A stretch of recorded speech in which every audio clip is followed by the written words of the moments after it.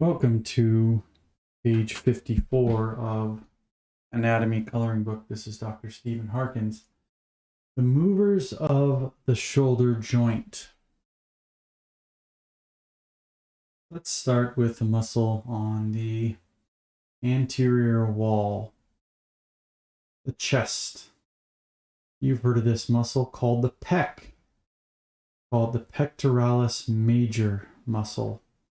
It's this broad, flat muscle extending from the clavicle, originating in the clavicle, the sternum, or the manubrium, the sternum, or the body of the sternum, and from the ribs of the chest wall.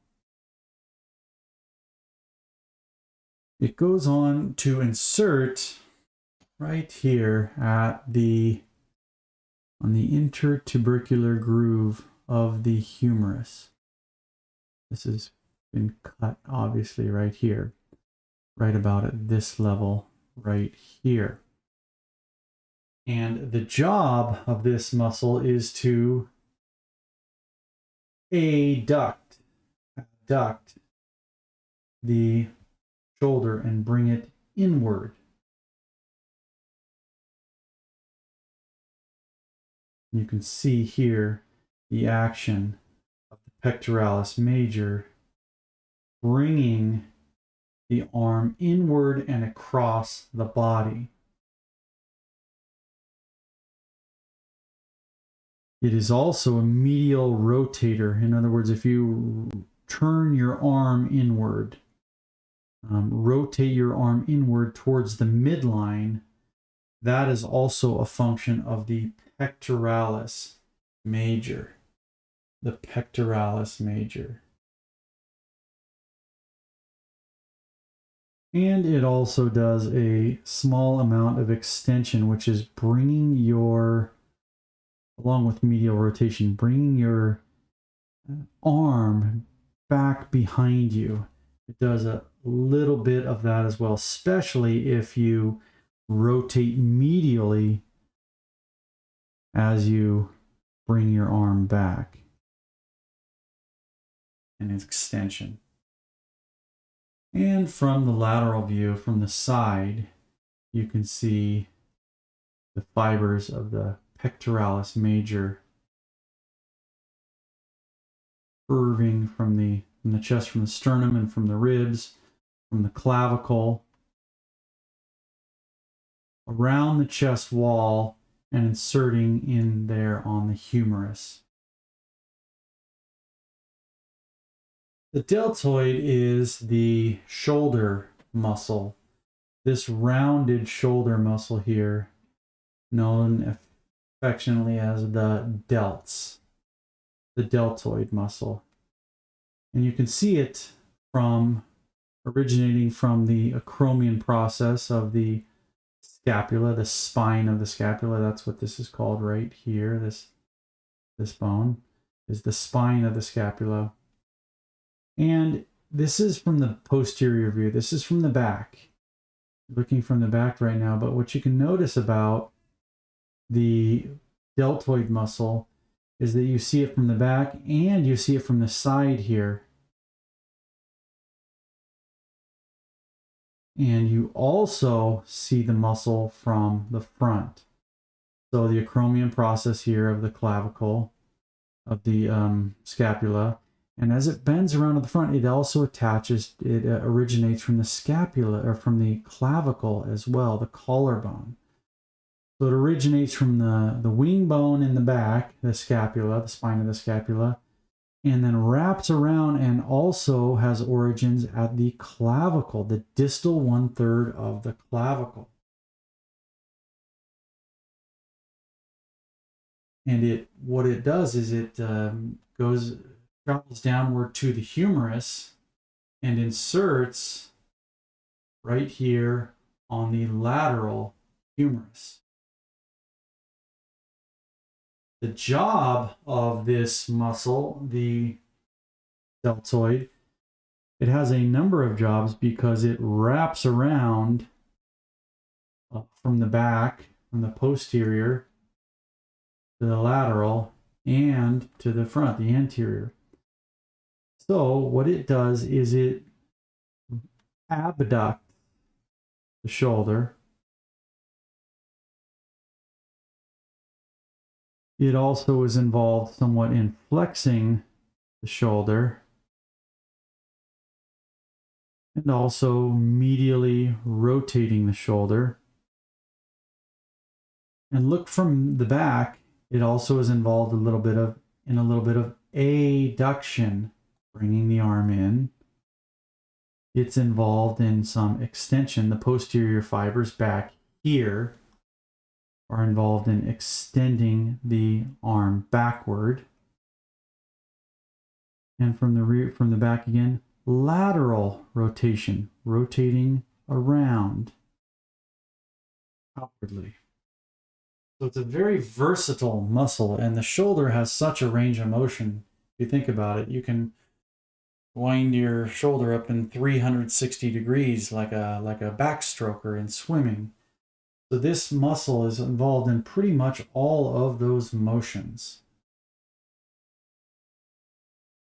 And it looks like we left out one action of the pectoralis major down here in flexion.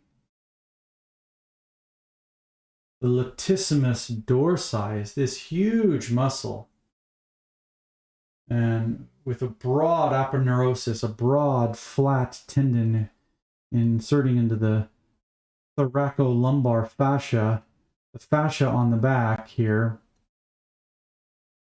and this muscle in a fan-like shape from all these segments of the low back and even into the pelvis and the sacrum originating and then wrapping around underneath into the armpit and inserting on the humerus. Inserting on the medial portion of the humerus. Here's the latissimus dorsi from the side view. When a bodybuilder puts his hands on his hips or hers and fans out his shoulders, you can practically see wings underneath their arms. That's the latissimus dorsi, also known as the lats. And here you go. Here's a view of exactly that from the front. And their sort of ribs and extend out, and the muscle beyond the ribs you can see from the front. That's the latissimus dorsi. So if this muscle fans around from the back and then comes to this massive muscle and then comes to a point right here on the medial, the inner part of the humerus, you can imagine what its job is. It's going to bring that arm strongly down into adduction, strongly down into this direction. It will pull you. This is good for pull-ups. It will pull the arm in towards the side. And it will also grab and pull the arm, the humerus, backward into extension. It is not shown here, but it also is also a strong medial rotator as well. It does say C right here, the medial rotator. One thing to note about the latissimus dorsi, it actually comes up and through here in the armpit and actually reaches around not just to the medial, but it actually wraps around to the front of the humerus. This is the anterior view to the front of the humerus. So imagine this muscle here, this latissimus dorsi, wrapping around all the way to the front here, this muscle to the front. Imagine what that does. It makes it a very powerful medial rotator because it reaches from the back to the front, and as you can imagine, what very greatly turn the arm inward. The coracobrachialis muscle is underneath the biceps muscle in the front of the arm.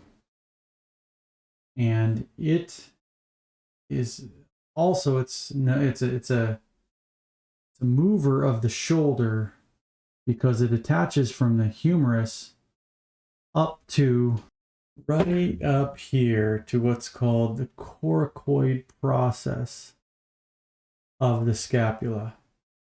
So as it runs this course up the arm into the scapula, you can see that it would be a good flexor of the arm, bringing the arm upward, the humerus upward. Probably the main flexor of the arm, upward and out. That's the coracobrachialis. The biceps brachii also runs a similar course. It crosses two heads, or two joints. It heads to the crosses the elbow joint, but it also sneaks up into the shoulder. It's got a long head and a short head, but the long head reaches across. Actually, both heads reach across to the scapula, the short head and the long head, both inserting on or originating on the scapula.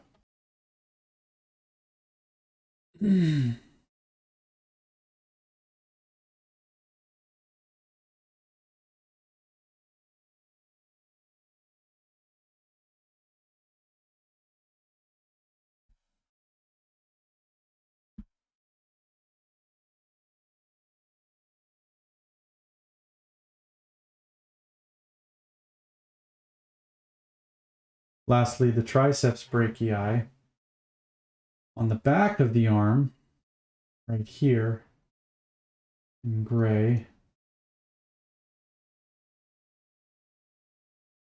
It reaches back and originates the long head. It has three heads. That's why it's called the triceps brachii, but the long head reaches into the shoulder to originate. Here it is. Right here on the ridge of the scapula, the outer blade edge of the scapula. Now, with that kind of leverage, you can see that the triceps brachii right down here would be a great extensor of the arm, bringing the arm backward. Would also do a little bit of adduction, bringing the arm inward. You can see how all of these muscles, movers of the shoulder, work together and overlap in their functions in moving the shoulder in its many directions.